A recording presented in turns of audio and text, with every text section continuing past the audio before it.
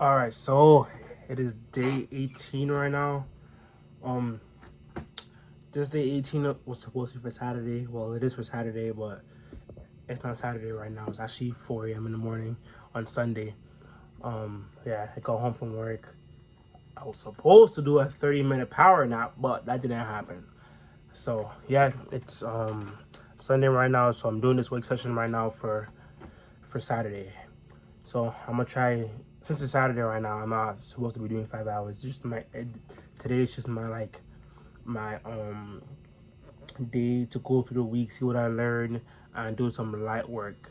But if that changes and that light work turns into harder work, then I don't mind at all. I don't mind at all. But yeah, so we're about to get into day 18 right now. And yeah, it's about to be a good session.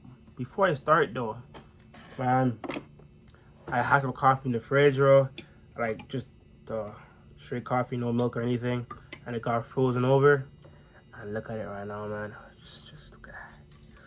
This is a real iced coffee right here. I'm gonna show you how it looks from above though. But oh my days, real this is a real iced coffee. Look at that, bro. So yeah. And it tastes good too. This is about to help me a lot. I just know it tastes good. Oh my god, it's very refreshing. It's very refreshing. But yeah, I'm about to get into work block A. And also for the video before this, I remember how I was like very overwhelmed or whatever, or overstimulated, whatever the case was, and I wasn't really retaining any of the knowledge that I was kind of gaining with the videos. And what am I talking about? I wasn't gaining any of the stuff that I was reading, so I'm gonna go over all those things again to make sure I actually understand it and not just skipping over it. And yeah, still, so I have to go over like right now I'm on course 10 out of 11 of Baby Pips, and course 10 was the one that kind of like grazed over a little bit. I'm not fully, but there's some things in here that I really would need to learn and understand before I could get into the live market or even a demo account. So yeah, I'm gonna get into this real quick. And yeah, I'll try to actually learn it now. Actually understand what I'm reading. I'm okay now. Like I'm not overwhelmed or anything. I got enough rest. I got my coffee and everything. I'm 100% okay right now. So yeah, it should be a good work session. But yeah, let's get into work block A right now. Round 1.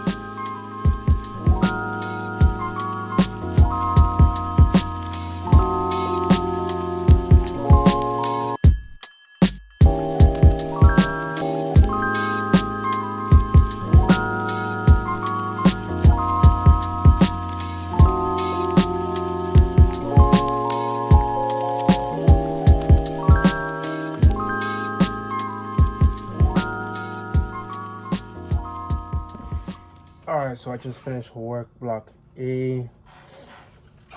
And that concludes 2 hours out of the 4 hours that I gotta do. And what I had learned for work block A was risk management and leverage. So with risk management, it was teaching me about drawdown, risk to reward ratios, what else? And yeah, and how much percent of your account you should put on each trade. And for the leverage, it was teaching me about leverage and margin, and how not to over trade or over leverage your account and things of that nature. So for risk management, first thing is drawdown. Drawdown is a percent of your account that you have lost. Let's say you have 100K account and you lose, let's say 10K. Your drawdown is 10%. Let's say you have for a $100 account and you lose $10.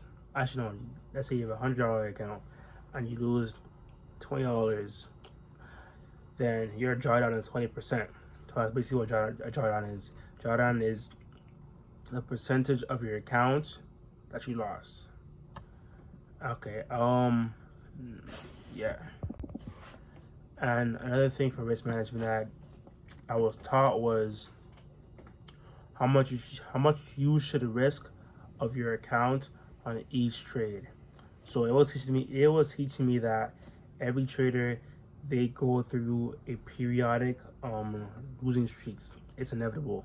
Every trader goes through that. But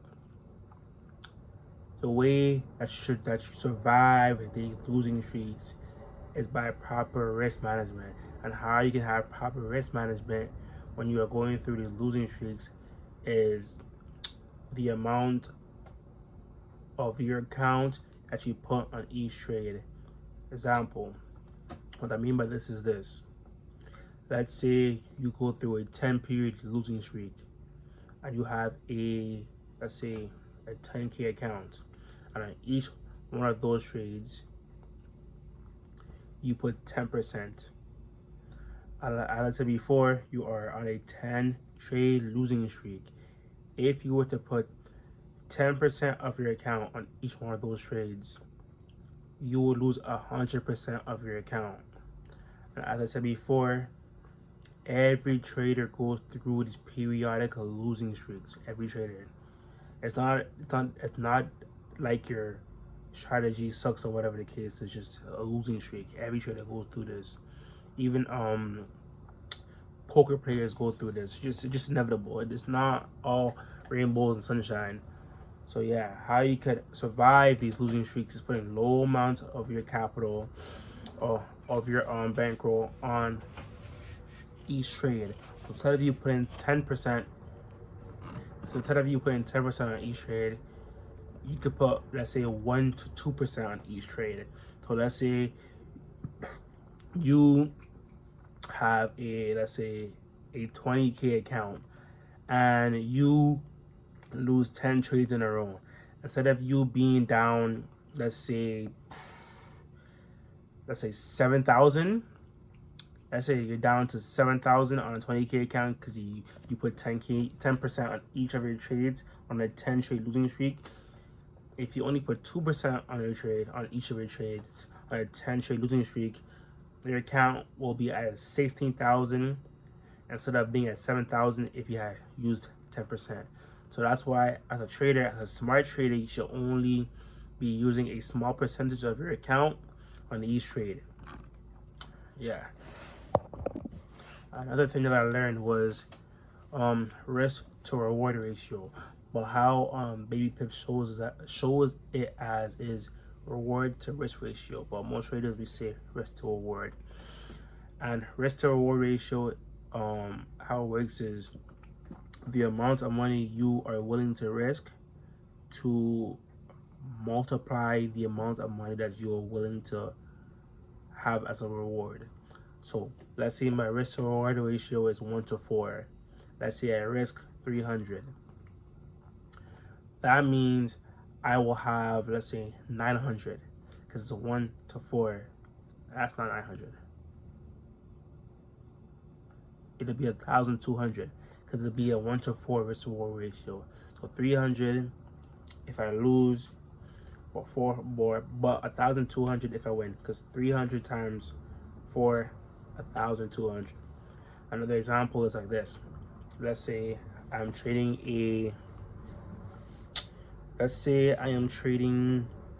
a 1 to 3 and I'm risking $100. If my trade goes against me, I only lose $100 because I'm only risking $100. But if my trade goes the right way and I have a 1 to 3 risk to reward ratio, I will be making 300. No, I will be making 400. Yeah, 400 if I'm not mistaken. Yeah, I'll be making 400 on that trade because I have a 1 to 4. Am I tripping? I think I'm tripping. I won't lie. Let's see. Yeah. No, I'll be making 300. If it's a 1 to 3, I'll be making $300 if I risk $100. But yeah, that's how risk to reward or reward to risk ratios work. Another thing I learned about is leverage, and why you shouldn't ignore leverage as a trader. So what I had learned was, let's say I am trading a margin account and I have, let's say, 10,000 in my margin account. That means for every $100 in my margin account of 10,000, I am able to control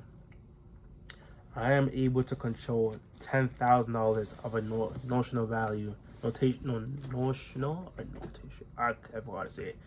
Yeah, notional. I think it's notional. Yeah, of my notional value. And it's the same thing. Let's say if I have 100K in my account. Okay, let's say 10K. Let's say 10K. Yeah, no. Yeah, let's say 100K. No. Yeah, 100K. Let's say 100K. If I have 100K in my account, I can trade 100K for each $1,000 I have in my 100K account.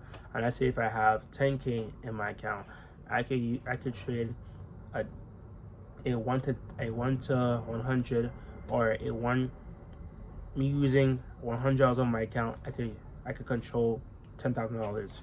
That's how leverage works. And why leverage is good is because it magnifies your profits. So let's say I'm trading a 1 to 100 leverage, and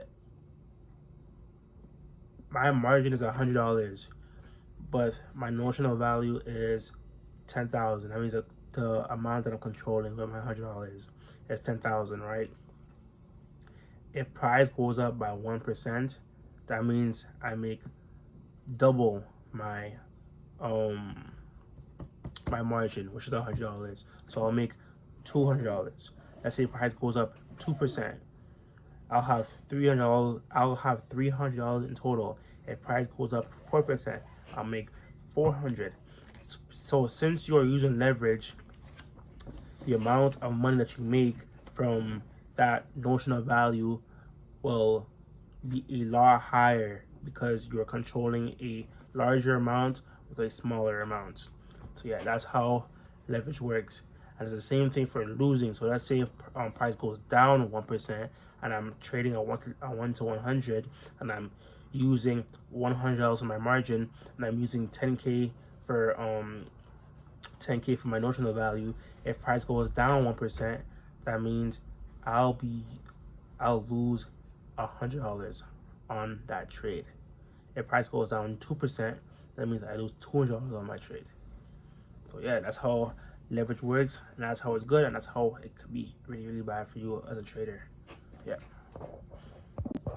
All right, so right now I am about to get into work block B, which is another 2 hours. Excuse me. So yeah, it's 6:47 a.m. right now. Oh my days, that's crazy. Wow. But yeah, I'm gonna get into work block B right now, and yeah, it's going good right now. Yeah, let's get into it. Round 2.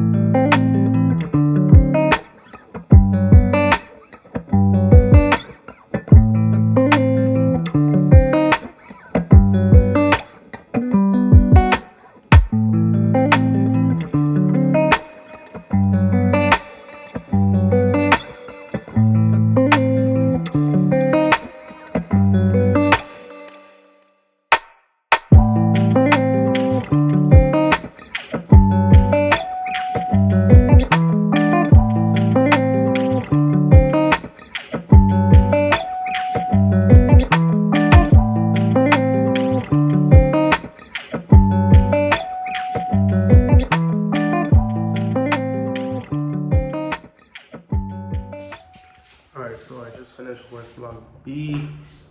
And yeah, so that concludes 4 hours. So what I had learned for work block B was position sizing and number one root cause of new traders losing or blowing their accounts. So first thing, I'm gonna go with the second one, which is over leveraging and having high leverage, like using high leverage, because if they use high leverage, the transaction costs are also higher. And most traders, they have a smaller account. But are using high leverage. And with them doing that, they open themselves to higher transaction costs. So when they're using high leverage, they're only seeing, okay, if I trade with a higher leverage, I get a higher payout. But what they aren't seeing is that if they use a higher leverage, there are also higher transaction costs. So each pip will be higher. So let's say you're trading EUR USD and your broker has a transaction cost of 2 pips for a standard lot. Let's say, of course, 2 pips for a standard lot, that will be $20. So on one trade alone, you're taking EUR USD on a standard lot, you are paying $20 of your account already without even making any profit or anything. So just like that, that's $20 out of your balance already. So that's one of the root causes of a lot of new traders blowing their accounts, because they don't know how leverage works, and they don't know how the fundamentals of how leveraging works. With professional traders, they don't be doing 1 to 100 leverage ratios. They don't be doing, let's say, 1 to 200. They be doing the lower ratio leverages. Like example, let's say 1 to 33 or 1 to, let's say, 1 to 10, the lower ratios. Because if you have a lower ratio, every time each percentage of your drawdown from the trade, it'll be less in your account because you're using more for leverage. For a 1 to 100 risk to reward ratio, that means you're using $1,000 to be in control of $100,000. But if you have a risk to reward ratio of, let's say, 1 to, let's say, 10, instead of you using $1,000 to control $100,000, you will be using $10,000 to control $100,000. So let's say if it's a drawdown of 10% for that trade, your drawdown for a 1 to 100 risk to reward ratio will be $1,000 if you're using $1,000 to control $100,000. But if you have a risk to reward ratio of, let's say, 1 to 10, if there's a drawdown of 10%, since you're using $10,000 to control $100,000, a drawdown of 10% will be, I think, $100. Yeah, it wouldn't. I think it's $100. It wouldn't be as much if you have a higher leverage. If you have a higher leverage, you're putting yourself in a predicament rather than having a lower leverage and actually having smart risk management instead. Using a higher leverage will just mess you up in the long run. Yeah. Alright, so next thing that I learned was position sizing. And what position sizing is that depending on how much, let's say, you want to be risking on your trade, depending on how much you want to be risking your trade, you need to decrease your position size. So you don't always have to be doing 1 standard lot, 1 mini lot, or 1 micro lot. You can go lower than that. You don't have to be doing those things. So instead of using, let's say, 1 mini lot, instead of be using, like, let's say, or 1 standard lot, instead of be using, let's say, 0.3 or something like that. It doesn't have to be like that. And the way you see which position size suits you the best is, I said, let's say you have a risk tolerance of $50, or let's say 1% of your account. Let's say 1% or 2% of your account. You can decrease your position size to to fit within your comfort level. And for your position size, that also requires for your stop loss. That's for your stop loss as well. So you use 2% of your account balance for your stop loss. So you can use that, and let's say 2% of your account is your stop loss, and you have an open position right now. Depending on how much you want to have on your position, whether that be one standard lot or whatever the case may be, you could what is it? You could decrease or increase your position size. So let's say you have a position size of 0.33 or whatever, right? And you have a risk tolerance of $50, but you want to have a stop loss of 200 pips.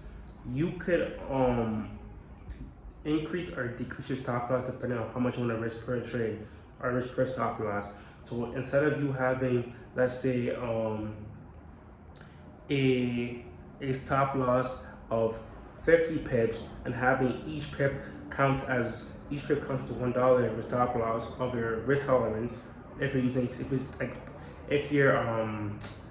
$50, you can instead widen your stop loss and have each pip count as, let's say, 50 cents instead of $1. So that's kind of how you can be smart and have a better risk management by decreasing your stop loss and having a bigger position size or a smaller position size, whatever you want to do.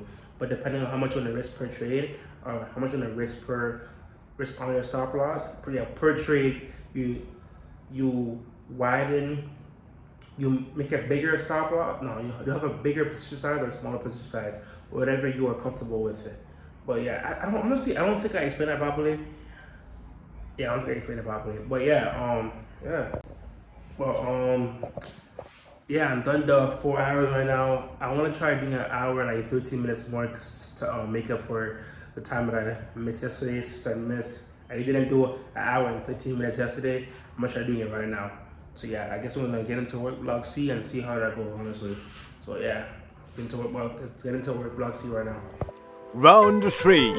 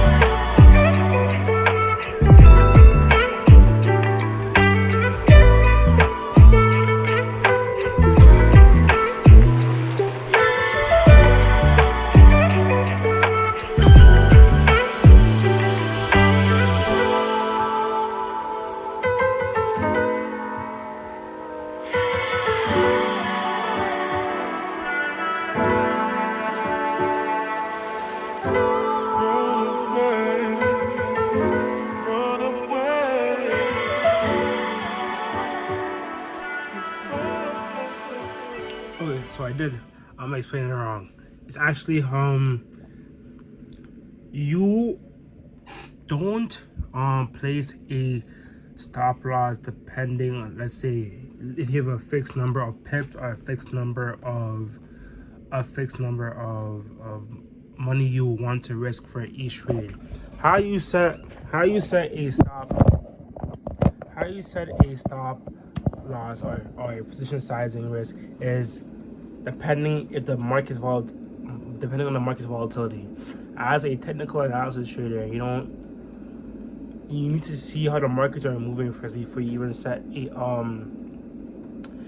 even pick your position size, and before you even set your stop loss up, you need to see how the market's moving. So like, let's say if you only want to risk $50 off, or like 1% of your account balance, depending on how volatile the market is right now, you could instead widen your stop loss and still have your stop loss be $50. Or let's say if the market isn't as volatile right now. You can have a shorter stop loss and still have $50. And so I think that's how it works. I think that's how it works. Well, that's what I got just now, so I think that's part of it. Yeah. All right, so I'm gonna continue back into work block C now.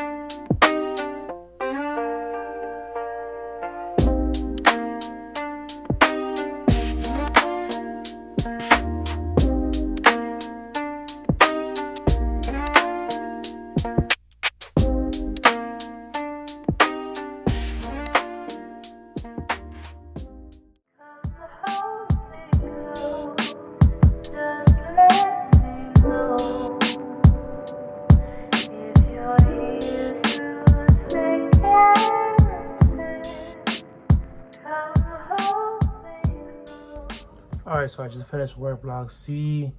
I did an hour and 20 minutes. And what I learned for work block C was setting stops and how you set stop losses. How you set stop losses. It was telling me that how you set stop losses is not based on how much you're trying to risk per trade, but you should set stop losses based on how market volatility is. You don't want to go into the market thinking, okay, I want to risk let's say 2% of my account on my stop loss. So my stop loss is going to be equivalent to, let's say, if you have a standard lot open, my stop loss is going to equal to 2% of my account. Let's say 2% of my account is, let's say, 50. So my stop loss is going to equal to 50 pips. You don't want to go into the market thinking that your stop loss should be fixed, a fixed 50 pips. Because let's say the market's volatility is very high at that moment, and price could just make a quick 100 pip reversal before going into the direction into the direction of where you want it to go. You don't want to have your stop loss too tight, or you don't want to have your stop loss at a fixed amount. Instead of you having a fixed amount stop loss, you should go into the market and see, okay, what is this currency pair's average volatility in pips, and then basing your stop loss off of that. So that's how you set stop losses. You don't set stop losses based off a percentage of your account or a fixed amount of your balance that you want to set as your stop loss. You set your stop losses only off of how price is acting in the market, how volatile is price at the moment. So yeah, that's one thing that I learned about in work block C. Next thing that I learned was scaling in and out of positions. And how you scale in a position. Let's say you see that, let's say I'm just give you a random scenario. Let's say price is ranging right now, right? Price is ranging between, let's say, 1.2700 and 1.2900. Price is going up and down, up and down, up and down. And then you see a break of structure. Price goes above the resistance level and it keeps on going. You then place a 10k or a 1 mini lot buy on that pair. Price keeps going up. Then you place another 10k on that pair, and price keeps going up, and you buy another 10k, another mini lot on that pair. So that's how you scale in. But the downside of scaling in is that you increase your risk now, because since you are putting multiple positions on that trade, if let's say price goes and reverses on you, you'll be losing a lot more money because you have more open positions. And yeah, that's how scaling in works. Now for scaling out, how it works is like this.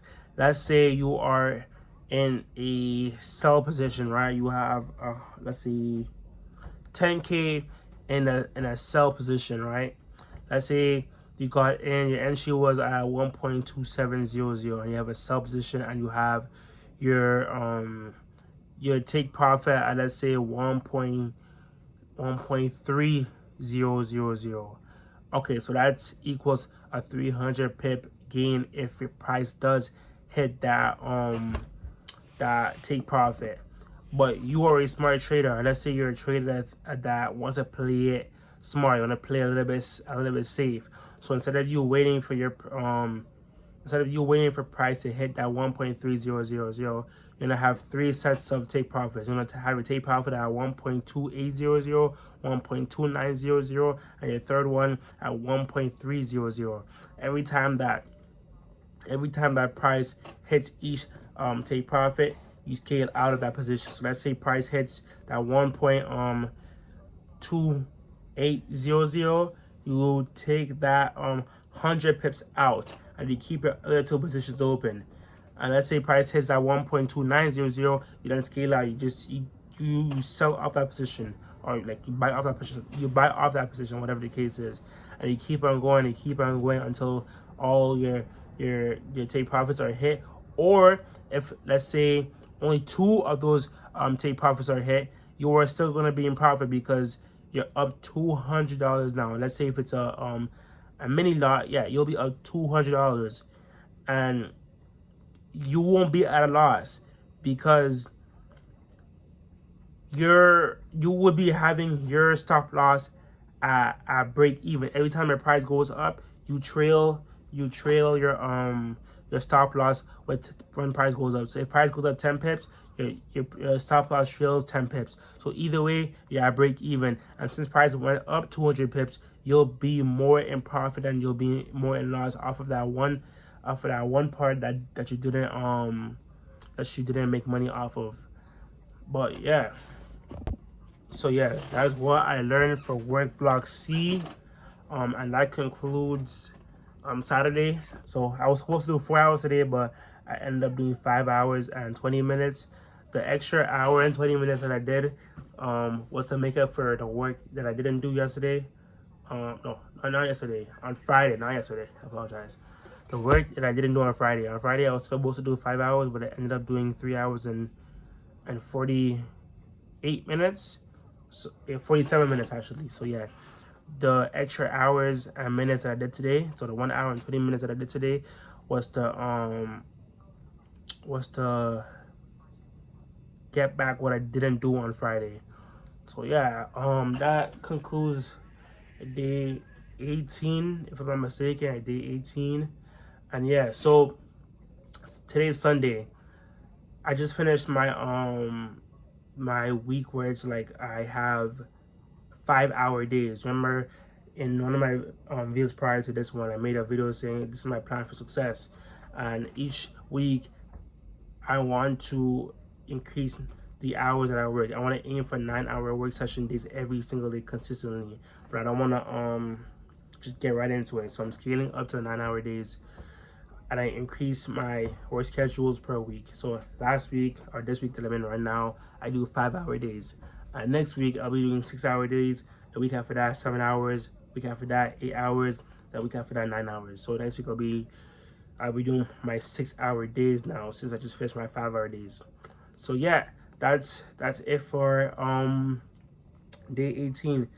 Today's Sunday, so I'll be taking the rest of the day to just reset and get ready for tomorrow and everything. Yeah, so yeah, I'm gonna go edit this video, post it, and just reset for the upcoming week. Yeah, all right, it was a good work session. 5 hours done, 5 hours and 20 minutes. Yeah, that's pretty good. All right, bye.